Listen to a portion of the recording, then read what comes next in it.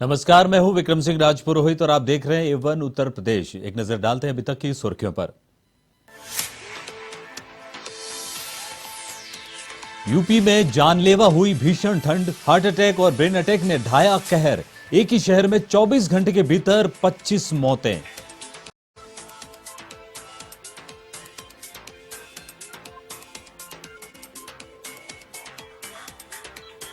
मुंबई दौरे से लखनऊ लौटे सीएम योगी। उत्तर प्रदेश के विकास के लिए जुटाया 5 लाख करोड़ का निवेश। यूपी में खुलेंगे कारखाने और अस्पताल।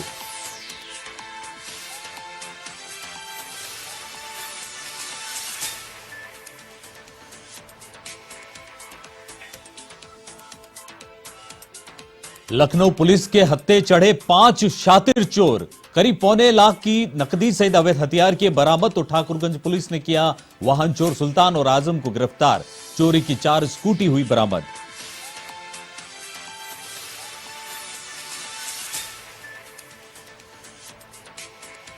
यूपी के बस्ती में मखोड़ा धाम के उत्थान की कवायद तेज। मखोड़ा मंदिर से कॉरिडोर बनाने का प्रस्ताव। योगी सरकार ने डीएम से मांगी रिपोर्ट।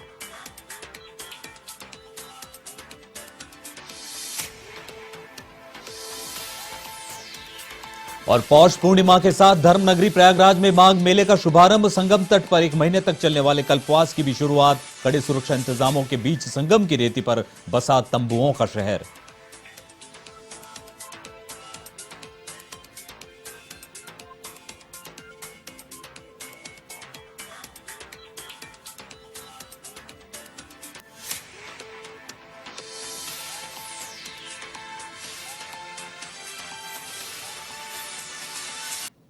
अब खबरें विस्तार से। उत्तर प्रदेश में सर्दी के सितम के बीच ठंड जानलेवा बन गई है और कानपुर में महज 24 घंटे के भीतर 2 दर्जन से अधिक लोगों की जान जा चुकी है। ये सभी मौतें 2 सरकारी अस्पतालों में हुई, जहां हार्ट अटैक और ब्रेन स्ट्रोक्स के चलते इनकी मौत हुई।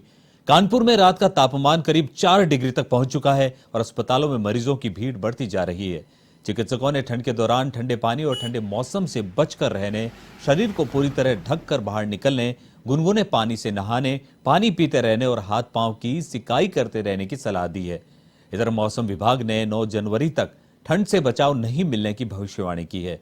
साथ ही घना कोहरा छाने का भी अलर्ट जारी किया है।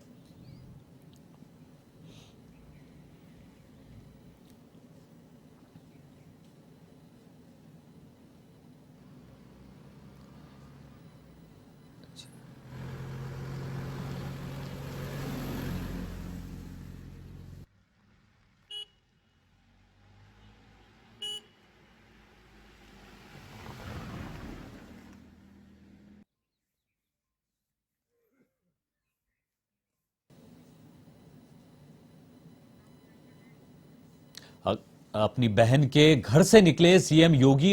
45 मिनट मुलाकात के बाद घर से मुख्यमंत्री आदित्यनाथ योगी निकले। अपनी बहनों के निधन पर उन्होंने शोक जताया, घर पहुंचकर संवेदना जताई और मुलाकात के बाद रवाना हुए। मुख्यमंत्री आदित्यनाथ योगी अपनी बहनों की मृत्यु पर पहुंचे थे। गुरुवार को सीएम योगी के बहनोई का निधन हुआ था। राजनगर एक्सटेंशन की MGI घरौंदा सोसाइटी में उनकी बहन का घर है, जहां पर मुख्यमंत्री आदित्यनाथ योगी पहुंचे थे और शोक जताया। अपनी बहन के घर पहुंचे, बहनोई के निधन पर शोक जताया।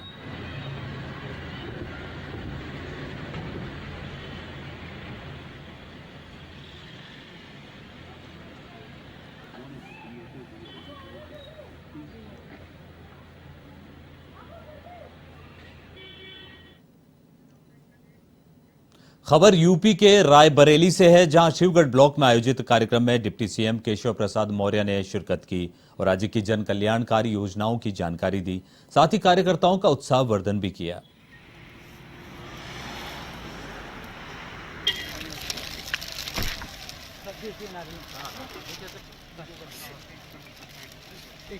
हमें बाइट करने दो।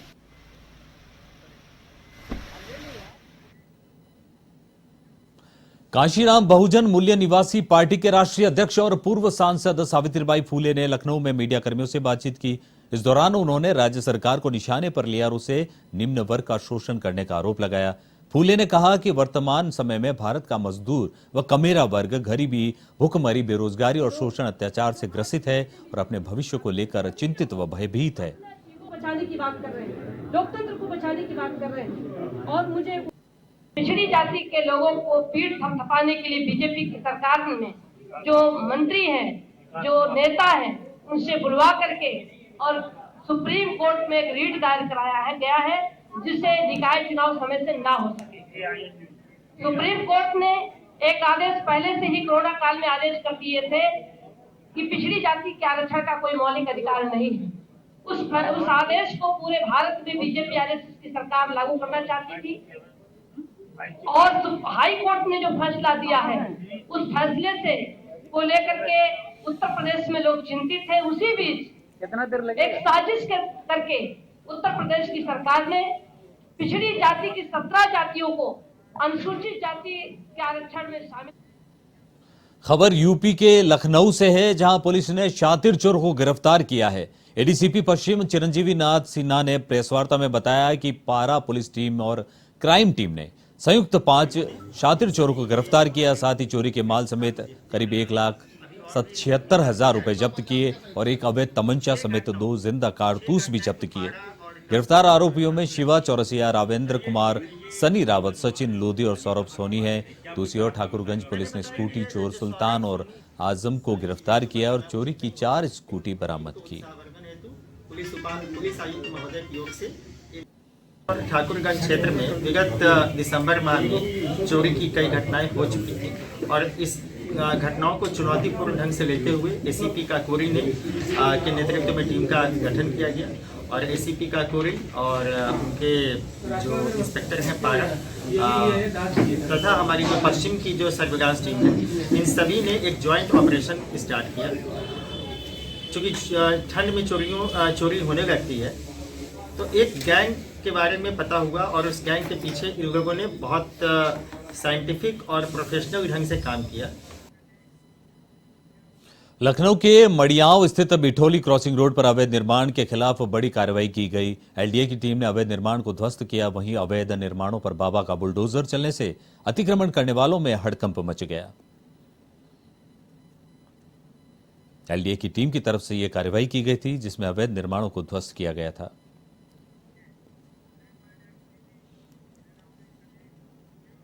जालौन में टीबी रोग के प्रति लोगों में जागरूकता को लेकर रैली निकाली जा रही है। जालौन जिलाधिकारी चांदनी सिंह ने राष्ट्रीय उन्मूलन कार्यक्रम के तहत निकाली जा रही इस रैली को हरी झंडी दिखाई, जिसके बाद अब रैली में शामिल टीम गांव-गांव जाकर जांच और सर्वे करेगी।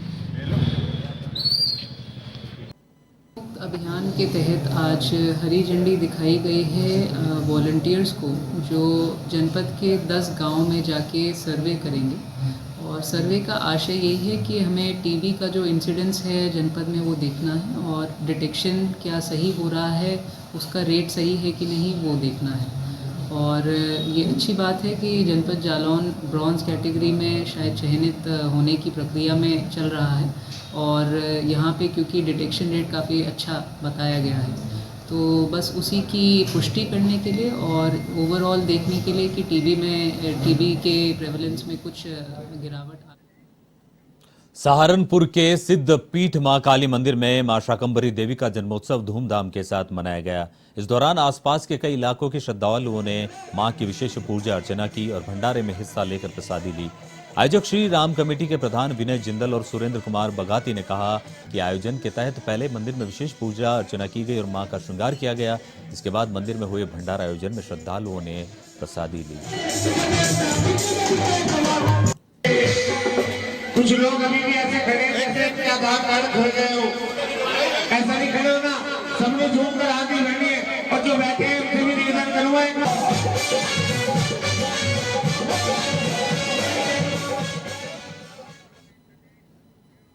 धर्मनगरी प्रयागराज के संगम तट पर माघ मेला पौष पूर्णिमा के स्नान के साथ ही शुरू हो गया। इस दौरान संगम की रेती पर 1 महीने तक चलने वाले कल्पवास की भी शुरुआत हो गई। मेले के लिए संगम की रेती पर अलग से तंबुओं का शहर बसाया गया है, साथ ही सुरक्षा के कड़े इंतजाम किए गए हैं।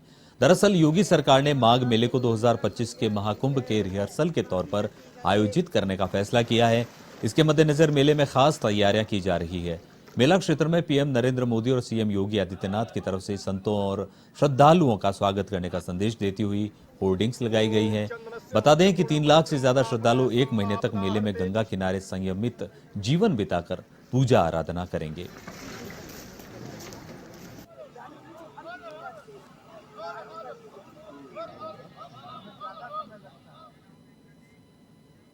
उत्तर प्रदेश के मुख्यमंत्री योगी आदित्यनाथ मुंबई के 2 दिवसीय दौरे से वापस लखनऊ लौट आए। इस दौरान सीएम योगी आदित्यनाथ का शीर्ष भारतीय औद्योगिक समूह से सीधे संवाद 5 लाख करोड़ रुपए का निवेश आकर्षित करने में सफल रहा।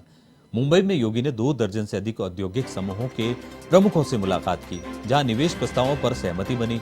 इन प्रस्तावों को अमली जामा पहनाने के लिए 10 से 12 फरवरी तक आयोजित होने वाले यूपी ग्लोबल इन्वेस्टर समिट 2023 में औपचारिकता पूरी की जाएगी। बता दें कि रिलायंस इंडस्ट्रीज ने पूरे उत्तर प्रदेश में 5G इंटरनेट कनेक्टिविटी पहुंचाने और आर्टिफिशियल इंटेलिजेंस की मदद से प्रदेश के गांवों तक बेहतर स्वास्थ्य सेवाओं के लिए जियो सेंटर सहित इलेक्ट्रॉनिक्स मैन्युफैक्चरिंग और ग्रीन एनर्जी सेक्टर में बड़े निवेश का प्रस्ताव दिया है। जबकि आदित्य बिरला समूह के चेयरमैन कुमार मंगलम बिरला ने नोएडा में कन्वेंशन सेंटर की स्थापना के लिए सहयोग मांगा। वहीं पिरामल एंटरप्राइजेस के अजय पिरामल ने कहा कि प्रधानमंत्री के टीबी मुक्त भारत के संकल्प से जुड़कर हम वाराणसी में खास अभियान चलाएंगे। उन्होंने फार्मा पार्क के विकास के लिए बड़े निवेश का प्रस्ताव दिया।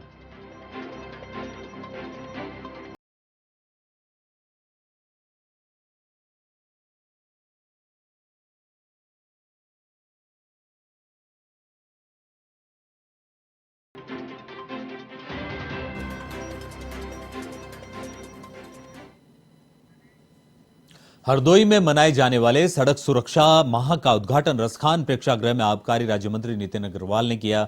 इस दौरान मंत्री ने अपने संबोधन में कहा कि सड़क दुर्घटना में होने वाली मौतों की संख्या में जागरूकता के माध्यम से कमी लाई जा सकती है। ऐसे में पूरे माह के दौरान व्यापक चेकिंग अभियान चलाया जाए और यातायात नियमों का पालन करवाया जाए। विभिन्न कार्यक्रमों के माध्यम से लोगों को यातायात नियमों के प्रति जागरूक भी किया जाए। कार्यक्रम के दौरान मुख्य अतिथि ने उपस्थित लोगों को सड़क सुरक्षा से संबंधित नियमों की पालना की शपथ दिलाई। आज उत्तर प्रदेश शासन के निर्देश पर 5 जनवरी से लेकर 4 फरवरी तक पूरे 1 माह का सड़क सुरक्षा अभियान प्रारंभ किया गया है। इसका शुभारंभ अभी हमारे सम्मानित माननीय मंत्री जी ने किया है। हम लोगों का प्रयास ये है कि सड़क सुरक्षा के संबंध में जो प्रोटोकॉल्स हैं, जो नियम हैं और यातायात के जो संचालन संबंधी निर्देश हैं, हम लोगों में पब्लिक अवेयरनेस ले आए। इस अभियान को सफल बनाने के लिए हमने 2 पार्ट में इसको बांट रखा है। देखिए, सड़क सुरक्षा अभियान 1 माह का आज से शुरू हुआ है, अगले महीने 4 तारीख तक चलेगा। और ये कि हमें कैसे नियमों का पालन करना है। सड़क पे चलाते हम लोग जब चलते हैं तो जो तमाम जो नियम है उन नियमों का हमें पालन करना चाहिए। और एक बड़ी चिंता का विषय है कि जो एक्सीडेंट के रेट्स हैं वो उत्तर प्रदेश के महोबा में परिवहन विभाग ने सड़क सुरक्षा अभियान का शुभारंभ किया, जिसमें बतौर मुख्य अतिथि डीएम और एसपी समेत तमाम अधिकारी मौजूद रहे। इस दौरान डीएम महोबा ने वाहन चालकों को सुरक्षित ड्राइव करने की सलाह दी। साथ ही सड़क सुरक्षा अभियान का प्रचार कर रहे ई रिक्शाओं को हरी झंडी दिखाकर रवाना किया। बता दें कि संभागीय परिवहन विभाग की ओर से 1 महीने तक चलने वाले सड़क सुरक्षा अभियान का शुभारंभ किया गया है। वहीं डीएम और एसपी ने कार्यक्रम में अपने विचार व्यक्त किए। कार्यक्रम में एआरटीओ सुरेश कुमार, आरआई रोहित कुमार समेत कई लोग मौजूद रहे।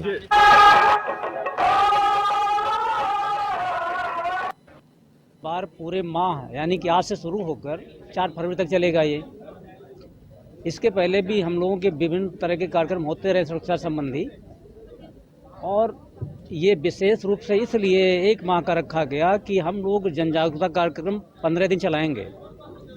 और इस 15 दिनों में सारे विभाग समन्वय स्थापित करके, जिसमें चिकित्सा, स्वास्थ्य, शिक्षा, पीडब्ल्यूडी, पुलिस, ट्रैफिक, हमारा विभाग, सारे लोग मिल। उत्तर प्रदेश के अयोध्या में भव्य राम मंदिर का लगातार जोर शोर से काम जारी है, लेकिन बहुत कम लोग ये जानते हैं कि भगवान राम की उद्भव स्थली बस्ती जनपद का मखौड़ा धाम है। ऐसे में इस मंदिर के उत्थान के लिए योगी सरकार ने एक कदम आगे बढ़ाया है। दरअसल योगी सरकार ने मखौड़ा मंदिर को अस्तित्व में लाने के लिए भारी भरकम बजट की योजना बनाई है। भगवान राम के भव्य मंदिर के दर्शन करने के बाद भगवान राम की उद्भव स्थली मखौड़ा मंदिर के भी राम भक्त दर्शन कर सके, इसके लिए योगी सरकार ने मखौड़ा मंदिर से भगवान राम मंदिर तक एक कॉरिडोर बनाने का प्रस्ताव बनाकर डीएम से रिपोर्ट मांगी है। इस दौरान श्री राम जन्मभूमि से पुत्रेष्टि यज्ञ स्थली, 84 कोसी परिक्रमा, प्रारंभ स्थल और यज्ञ भूमि मखौड़ा धाम में श्री राम अवतरण कॉरिडोर निर्माण के लिए शासन ने डीएम प्रियंका निरंजन से प्रस्ताव मांगा है। ये जानकारी भाजपा के हरैया विधायक अजय सिंह ने विशेष सचिव शासन रघुवीर और अनुसचिव लक्ष्मण राम की ओर से भेजे गए पत्र के हवाले से दी है। विधायक ने कहा है कि मखौड़ा में कॉरिडोर निर्माण के लिए किया गया प्रयास रंग लाया है। इस कॉरिडोर निर्माण से हरैया क्षेत्र के विकास को गति मिल जाएगी। भगवान राम की पुत्रेष्ठ यज्ञ स्थली मखौड़ा धाम है। यहाँ पर पुत्रेष्ठ यज्ञ हुआ। संगी ऋषि जी ने पुत्रेष्ठ यज्ञ कराया। अयोध्या में राम लक्ष्मण भरत और शत्रुघ्न का अवतरण हुआ। तो अयोध्या में काम चल रहा है। दिव्य भव्य राम मंदिर बन रहा है। काशी में भी कॉरिडोर बन गया है और विंध्याचल में भी कॉरिडोर बन रहा है। मथुरा में भी कॉरिडोर बन रहा है। मैंने मुख्यमंत्री जी से अनुरोध किया कि आप अयोध्या से लेकर के और भगवान श्री राम के पुत्रेष्ठ यज्ञ स्थल मखौड़ा धाम तक एक कॉरिडोर बनाए और उसमें रामचरित मानस और भगवान राम के बचपन से लेकर के और भगवान राम के पूरे जीवन की जो कथा है उसको उकेरा जाए। तो उसका एक पर्यटन की दृष्टि से भी, धार्मिक दृष्टि से बहुत असर पड़ेगा। माननीय मुख्यमंत्री जी ने प्रस्ताव को स्वीकार कर लिया है। आज उसी खबर उत्तर प्रदेश के झांसी से है, जहां पुरानी तहसील में जिला प्रशासन की टीम ने छापेमारी की। इस छापेमारी में आधा दर्जन से अधिक दलाल और कंप्यूटर ऑपरेटर पकड़े गए। वहीं जिला प्रशासन की कार्रवाई से मौके पर हड़कंप मच गया। बता दें कि सरकारी कार्यों की प्रक्रिया देखने के लिए पुरानी तहसील के रजिस्ट्रार कार्यालय में जिलाधिकारी और प्रशासन की टीम ने छापा मारा। वहीं टीम ने आधा दर्जन से अधिक दलाल और एक प्राइवेट कर्मचारी कंप्यूटर ऑपरेटर को पकड़कर पुलिस के हवाले कर दिया। ये सभी युवक बिना किसी कारण रजिस्ट्रार कार्यालय के सरकारी कार्यों में हस्तक्षेप करते पाए गए।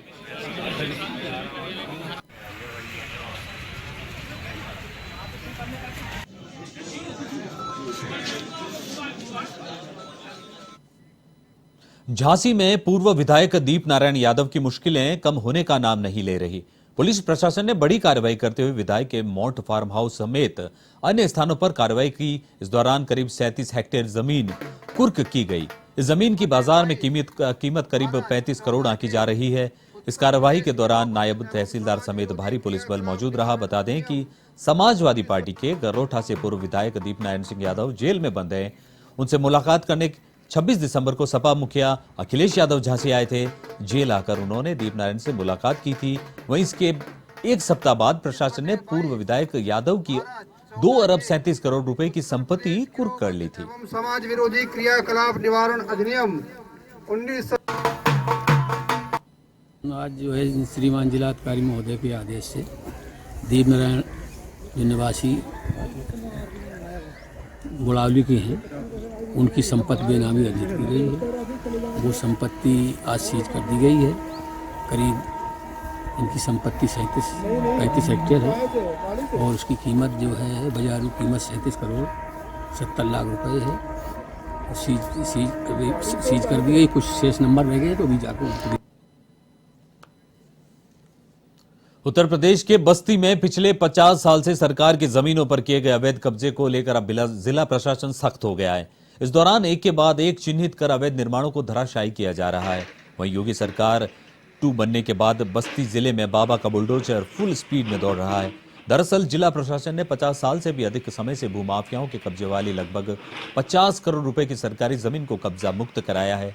पूरा मामला बस्ती के रुधौली तहसील का है, जहां एसडीएम आनंद श्रीनेत्र के नेतृत्व में तहसील प्रशासन ने अलग अलग स्थानों से लगभग 11 एकड़ सरकारी जमीन भूमाफियाओं से मुक्त करवाई है। वहीं प्रशासन की कार्रवाई से भूमाफियाओं में हड़कंप मच गया है।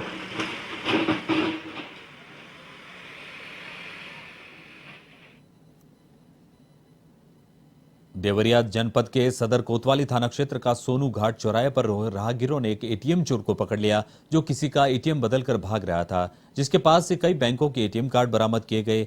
घटना की सूचना मिलने पर पुलिस मौके पर पहुंची, जिसके सामने ही लोगों ने चोर की पिटाई शुरू कर दी, जिसे बाद में पुलिस के हवाले किया गया।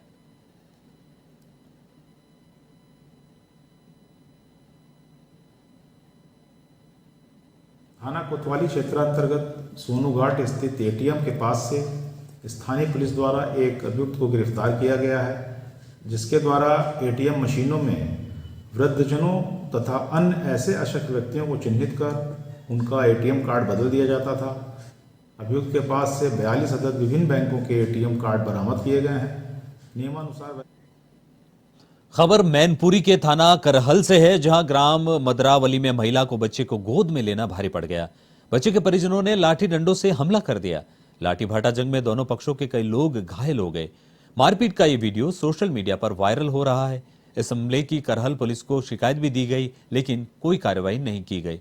वहीं वायरल वीडियो पर संज्ञान लेते हुए अपर पुलिस अधीक्षक राजेश कुमार ने तत्काल प्रभाव से मामला पंजीकृत किया। वहीं पुलिस अधीक्षक कार्यालय पहुंचे पीड़ित परिवार ने न्याय की गुहार लगाई।